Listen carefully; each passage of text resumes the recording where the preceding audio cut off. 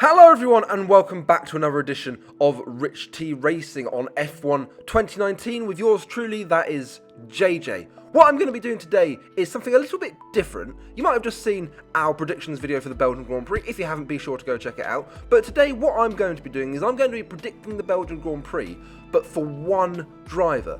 What do I mean by this? Well, what I'm going to do is I'm going to go do a 25% race with a short qualifying, and I'm going to pick a team at random, and then I'm going to, from that team, flip a coin to decide which driver I get. Wherever I qualify with that driver and whether I then finish the race is where I'm saying that driver will qualify and finish in the Belgian Grand Prix. So we're here cutting on to new Grand Prix. I don't know what the last one was.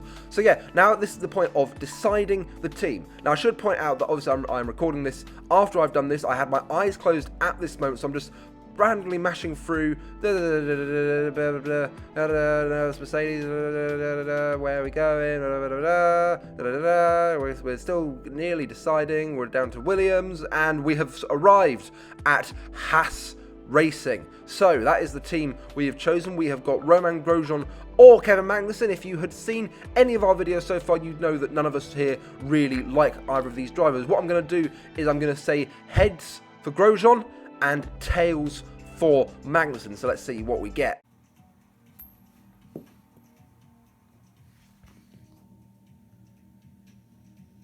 Heads. So there we go, it is Romain Grosjean who I've got, and I decided to put on a French accent just so I can be more Grosjean-like. I should probably start complaining more as well.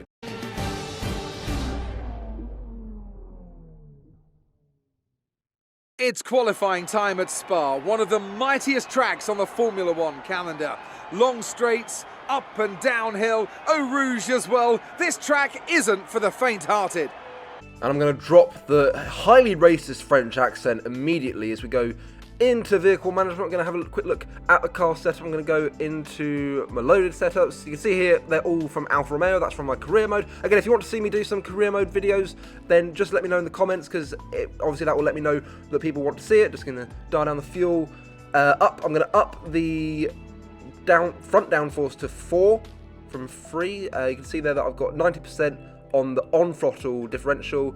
We just leave them the same. I don't really understand. I don't really understand the car setup. I go online, find them, and then just see what happens. So we're going into park thermo regulations, and we are now going to set off on our first qualifying lap. So coming now into the bus stop chicane, get a nice wide entry, so we can now get a good exit. It looks like that is what we got. We've gone a bit too high on the revs though as we start our lap, heading now down into the source. Look for the 100-meter board, brake now, try and take as narrow a line as possible, and that is what I've done, and we get now back on the power immediately. So I think that's quite a good exit out of the source. I'm normally quite rubbish through that corner, so now we're heading up to Eau Rouge and Radion. I can't remember which one is which, I don't really care. That's a lovely smooth entry into Eau Rouge and Radion, and we're now coming up through the Camel Straight, get the DRS open. That little kink, by the way, does actually count as a corner. It's turn 6 as we come now into the Nouvelle chicane, look for just before the 50-meter board, and we get it turned in. I think we just missed the apex on the first part, where we get it nicely on the second part, and that's the final part of Le Com through there. Now heading down towards the corner that is named Bruxelles. Really tricky braking here. If your front braking is too much, then you will just have massive lockups for days. This is the nameless corner. This is the first corner I properly memorised apart from Eau Rouge. Just the fact that it doesn't have a name as we now head down into Pouhon. Another very difficult corner. One doesn't get quite as much attention as Eau Rouge. I had to change down into 6th. You'll see actual Formula 1 cars carry on without changing gear. We come now into the chicane whose name I can't remember. I think we've slightly muffed up that entry again, but we've got the exit perfect, so that's always good for that as we head into Stavelot, and that is where we have definitely missed the apex now. So we're heading through up towards Blanchimont. I know that previous corner that I've just gone through does have a name, but I can't remember it. So now coming up through Blanchimont, foot to the floor in 8th gear, keeping it pinned all the way, just turning it. It looks so undramatic, but obviously in real life it would look amazing. As we now come to the bus stop chicane, look for the 100-meter board, brake heavily into there. Make sure you clip the first curb and make sure you don't clip it too much, but you obviously don't want to run too far wide. Now we get the DRS open, coming down the pit straight, and that gives us a 1:46.3, so quite a pretty decent first attempt. Should point out that I am on a controller, but as we're coming on to the second lap, you can see that I've already mucked up the source, and that is just, you can see coming through Lecombe that whilst I am slightly up on my time, I've now actually gone down, so it's not really a good lap coming through Stavelot. As we come across Sector 2, we've actually gone 4 thousandths of a second faster than what we managed on the previous attempt. So now coming up through towards Blanchimont, you can see it is nip and tuck between, if I'm going to be even just a little bit faster on this lap than the previous. We're still dropping down, still a couple of thousandths of tenths of a second slower than what we were. We brake heavily into the bus stop chicane. Are we going to be able to get this lap time slightly improved? It doesn't look like it. I think I've got quite a bad exit out of the bus stop, and that means we are still sitting pretty on a 1:46.3. I think that's my phone going off right there, so we're just going to ignore that. So we're going to look at the times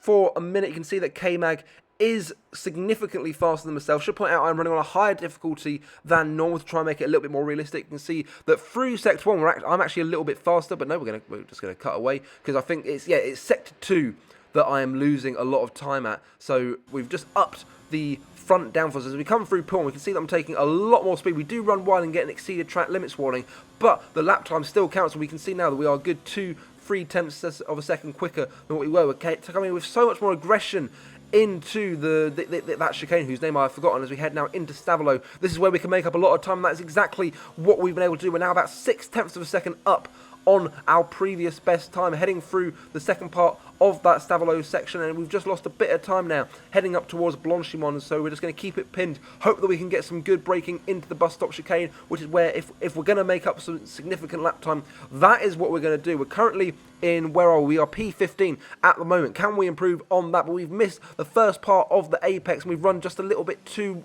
much onto the rumble strip, coming up to the line, and ultimately it is P12 on what I believe was a 1:45.9. So that is my prediction for Romain Grosjean. That is where I'm saying he is going to qualify. We're going to say P12, he's done, 1:45.9, but then you look at K-Mag, he's done a 1:45.3, so I don't think the difference will be that big in qualifying, but I think that could be roughly where both Haas cars drives. Obviously, if you haven't seen any of our videos beforehand, we're not big Grosjean Magnussen fans, particularly Grosjean. We think he's on his way out of the sport. It's going to be Hulkenberg and Magnussen at Haas next year. But yeah, P12, so we will see what we are going to be able to do on the grid. I think we're going to be cutting away any moment now to the start of the race, and there we go. So here we go. We've got 3 lights, 4 lights, 5 lights, wait for the lights to go out, and it's lights out, and away we go here at the Belgian Grand Prix 2019. You see I've got not a very good start here with Romain Grosjean. We've already got Ricciardo and Sainz up our rear. Ricciardo going for an audacious move down the inside. I'm going to go to the outside. Looks like I've got it done, but no, we've been hit, and I think that may very well have been Ericsson, even though it just said Ricciardo there. So we're going to go back on the replay on board Ricciardo, see what happened here. You can just see that Ricciardo's just put himself between 2 cars. A little bit of a replay, yeah, you can just see there. For me, that's a racing incident. It doesn't look like either of us done too much. I think it's just we've got too close to each other. And poor Sainz, the unfortunate victim of our collision there. As we come on to lap 2, you can see there's already a yellow flag. There's a car exploding in front of us. That looks to be the Toro Rosso. Is that Daniel Kvyat? No, that is Alexander Albon, which is very apt because obviously he will be starting from the back of the Belgian Grand Prix, and I would go so far as to say that he will be about P17 by the end of lap 1. But now, as we're coming towards the bus stop chicane, on lap 2, we are chasing down George Russell to try and make up for that poor start. We're going to go to around the outside. Russell has already gone very defensive. He's forced me onto the grass, and it's actually somewhat of a miracle that I've been able to keep the car going and get a corner cutting warning. That's fair enough, but still very, very aggressive from Russell. But now, as we come through Eau Rouge, we've got everything dialed up as much as I would dare do it. We've got rich fuel mix. We've got quite a lot of fuel on board, and we're going high on the ERS, so this should be a relatively easy move with DRS. Russell going defensive, but I'm just going to cruise round the outside, get late braking, and we're going to cut forward now to the pit stop, where I've decided to come in a lap early because I think this will be a good way to get an undercut. We're doing the pit stop in a Haas. Please make sure all the tyres are on. You've got to make sure all the tyres are on. All the tyres on. I think we are good as we get back underway, and the purpose of this was to try and set some absolutely blistering lap times out of the gate. And as you can see here, that is exactly what I am not doing this has just not quite working. As we see here, 2 laps later, Kubica has still managed to stay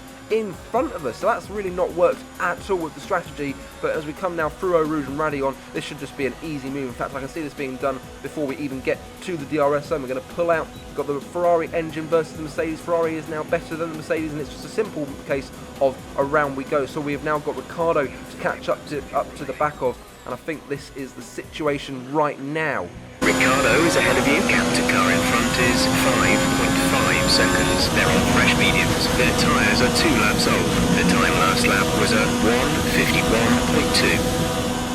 So yeah, you would think that I'd be able to catch up to Ricciardo, but you would be wrong. We're actually having to defend from Kubica. This has just not worked. I think it might have something to do with the difficulty that I've put it on a bit higher, but Kubica going around the outside, surely he's not going to be able to overtake me. I can't let Kubica overtake me, and I haven't let that happen. I've got some very good braking into Le Combe, and that was it. And that was actually the end of the race. It's actually a really dull race at the end. So we come through in the end to finish in P16, and that I think is a very accurate representation of where Haas could finish this Grand Prix. As we know, they have a very good qualifying car, but a poor race car, and that is honestly where I think Haas will finish this Grand Prix, and particularly where Grosjean will finish. I'm pretty sure K-Mag will finish in front of him, as he has done in this race as well. Maybe not in P6, which is where he ultimately finished, but we shall have to see. But yeah, guys, that has been my video on predicting the Belgian Grand Prix. That's where I'm saying Romain Grosjean is going to finish. He will qualify in P12 and finish P16. So if you enjoyed this video, be sure to like, comment, subscribe, all that jazz, and all that's left for me to say now is ta-ta and farewell.